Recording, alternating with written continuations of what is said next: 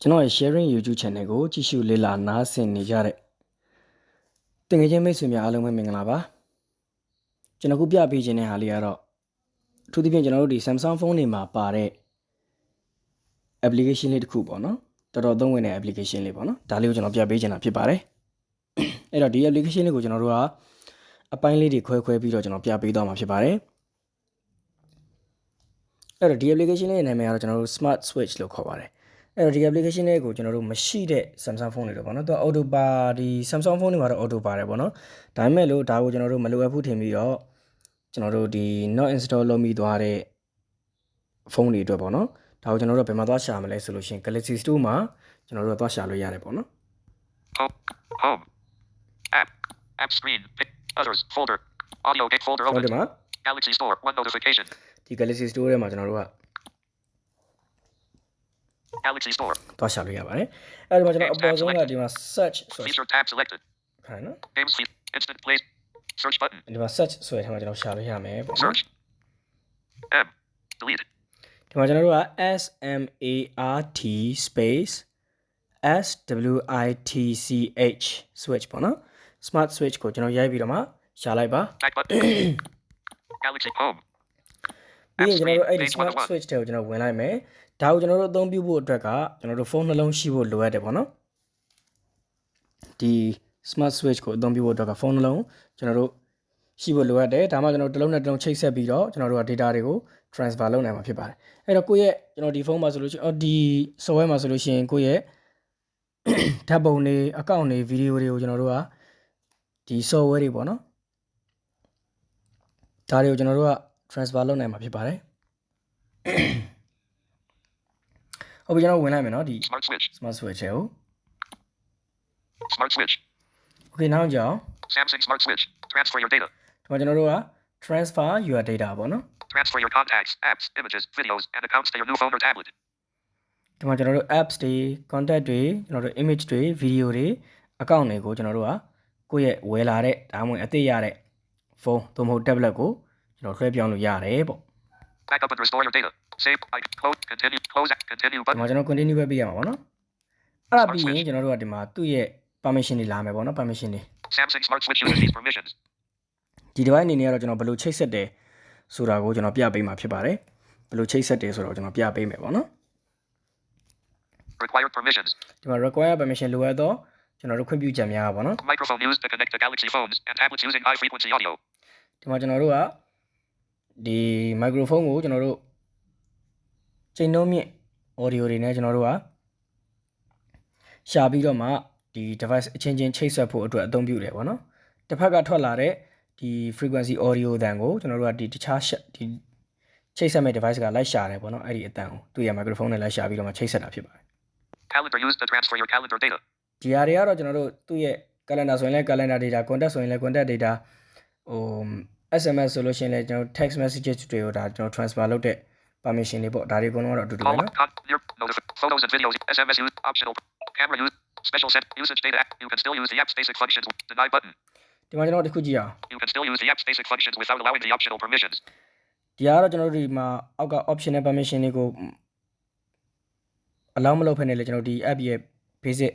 လောက်ဆောင်ချက်တွေကိုအခြေခံလောက်ဆောင်ချက်တွေကိုကျွန်တော်အသုံးပြုနိုင်တယ်လို့ပြောတာပေါ့နော် not allow button allow ပေးလိုက်ပါမယ်ကျွန်တော်တို့က smart switch ဟုတ်ပြီဒါဆိုလို့ရှိရင်တော့ကျွန်တော်တို့ smart switch ကိုအသုံးပြုလို့ရပြီဖြစ်ပါတယ်အဲ့တော့ smart switch ကိုကျွန်တော်တို့က device နှလုံးဘယ်လိုချိတ်ဆက်မလဲဆိုတော့ကျွန်တော်ပြပေးမှာဖြစ်ပါတယ် smart switch ကိုဝင်လိုက်ပြီဆိုတာနဲ့ကျွန်တော်တို့ကဒီမှာနှစ်ခုတွေ့ရမယ်ပေါ့နော် send from this phone ရယ် receive on this phone ရယ်တွေ့ရမှာဖြစ်ပါတယ်အဲ့တော့ဒီမှာကြည့်အောင် send from this phone button send from this phone နောက်တစ်ခုက receive on this phone button receive on this phone ဖြစ်ပါတယ်အဲကျွန်တော်ဒီဘက်က device တစ်ခုပေါ့နော် 10:12 p.m. apps ဒီမှာကျွန်တော်တို့က smart switch ကိုဝင်လိုက်ပါမယ် smart switch ဟုတ်ပြီဒီမှာလည်းကျွန်တော်တို့က send from this phone button receive on this phone button ဟုတ်ပြီနော်ဒီမှာလည်းနှစ်ခုပါတယ်လို့ဒီမှာလည်း send from this receive on this phone button နှစ်ခုပါတယ်ပေါ့နော်အဲ့တော့ကျွန်တော်ဒီဘက်ကဖုန်းက send from this phone button ပို့မှာဖြစ်ပါတယ် get connected ဟုတ်ပြီဒီဘက်ကဖုန်းကပို့မယ်ဆိုတော့ကျွန်တော်တို့ကဒီဘက်ကဖုန်းလက်ခံရမှာပေါ့နော် Receive on this phone button. ဒါကိုနှိပ်လိုက်မယ် Select a source. ဒီမှာကျွန်တော်တို့ receive ကိုနှိပ်တဲ့အခါမှာ select a source လို့ပေါ်လာတယ်ပေါ့နော်ဒါကျွန်တော် send နဲ့ receive နဲ့အဲ့ဒါမတူဘူးပေါ့နော် source ကကျွန်တော်ဗာရွေးခိုင်းတယ်ဆိုတော့ကိုယ့်ရဲ့ဖုန်းအမျိုးအစားကိုရွေးခိုင်းတာပါကျွန်တော်တို့ကဒီမှာ Select a source. What's your old device? Galaxy Android button. Galaxy Android Galaxy သို့မဟုတ် Android ပေါ့နော် iPhone iPad button. iPhone သို့မဟုတ် iPad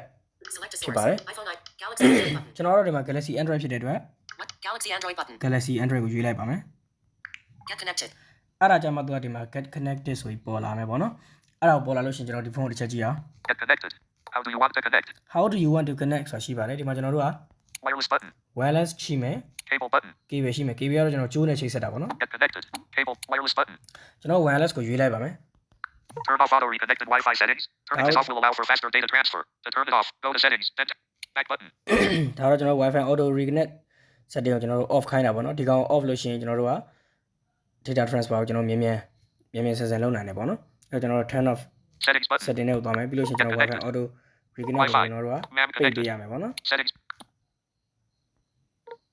Quick share auto reconnect. On switch. Off. ဟုတ်ပြီကျွန်တော် off ပေးလိုက်မယ်အဲ့ဒါကျွန်တော်ပတ်ချက်ထွက်လိုက်မယ်နောက်ကြည့်အောင် Get connected. ဒီမှာကျွန်တော်တို့ audio တန်းတွေတော့ထွက်လာပြီပေါ့နော်ကြားရလိမ့်မယ်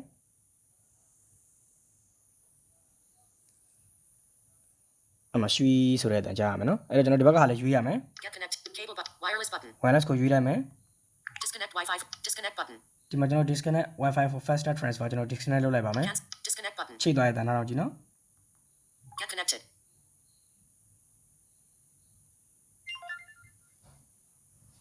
Connect to Strange 0446. That's what Transfer you know, your check data. the Cancel no? connect. ဒါကျွန်တော်ချိတ်သွားပြီအဲ့တော့ကျွန်တော်တို့က send from this phone ကကျွန်တော်ဒီကောင်ကို send from this phone လောက်ထားတဲ့ device က Recents button. Connect button. ဒီ connect ကိုရွေးပြရမှာဖြစ်ပါတယ် Get connected. Searching for data to transfer. ဒါဆိုရင်နောက်တစ်လုံးကကျွန်တော်တို့ searching data for transfer ဖြစ်သွားပြီပေါ့နော်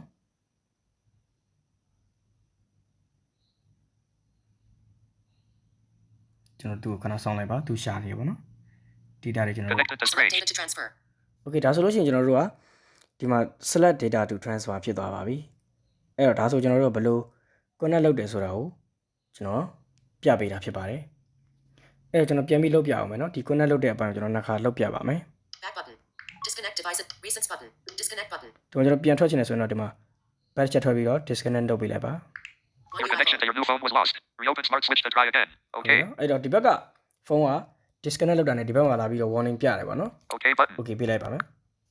Home. ဟုတ်ပြီကျွန်တော် smart switch ကိုပြန်ဖွင့်ပါမယ် Samsung Music. Smart switch. ဖွင့်လိုက်ပြီ Smart switch. ဒီကောင်လည်းဖွင့်လိုက်ပါမယ်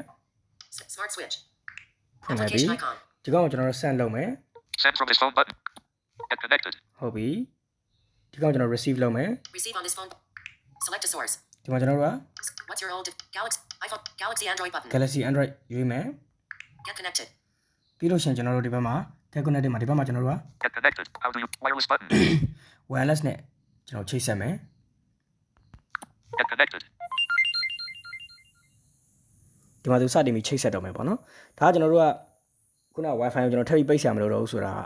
ကျွန်တော်ပိတ်ပြီးသွားပြီလေနော် Wi-Fi auto setting ကိုကျွန်တော်ပိတ်ပြီးသွားပြီဒီဘက်ကအောင်ဆိုကြည့်အောင် Get connected. How do you want wireless button? wireless ကိုရွေးလိုက်မယ် Disconnect Wi-Fi for faster transfer. disconnect Wi-Fi for faster transfer ဒီမှာကြောက်ကျွန်တော်တို့ကဒီကောင်ကြတော့ Wi-Fi ကိုကျွန်တော်တို့ transfer လုပ်နေတဲ့အချိန်မှာဖြုတ်ထားမယ် transfer ပြီးသွားပြီဆိုတာနဲ့ဒါ auto ပြန်ချိတ်ပေးမယ်ပေါ့နော်အဲ့လိုပြောတာပေါ့ Disconnect button. disconnect နေလိုက်မယ် Get connected. ခဏစောင့်လိုက်မယ်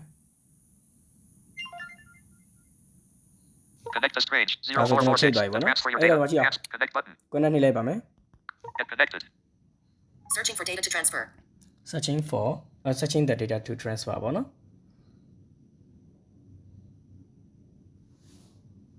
ခဏစောင့်လိုက်မယ်သူ data အရှာနေပေါ့နော် Connected Select to data to Strange. transfer. okay ဒီကောင်ကကျွန်တော်တို့ရှာပြီးသွားတယ်ဒီဘက်မှာ connected to ဆိုပြီးတော့ကျွန်တော်နောက်ကဖုန်းနာမည်လေးပြောတယ်ပေါ့နော်ဒါကတော့ကျွန်တော်တို့ smart switch ကိုဖုန်းနှလုံးဘယ်လိုကျွန်တော်တို့ connect လုပ်ရမလဲဆိုတဲ့အပိုင်းပဲဖြစ်ပါတယ်နောက်တစ်ပိုင်းမှာကျွန်တော်တို့ဘယ်လို data တွေကိုကျွန်တော်ဘယ်လို transfer လုပ်မယ်ဆိုတာကိုပြောပြပေးသွားမှာဖြစ်ပါတယ်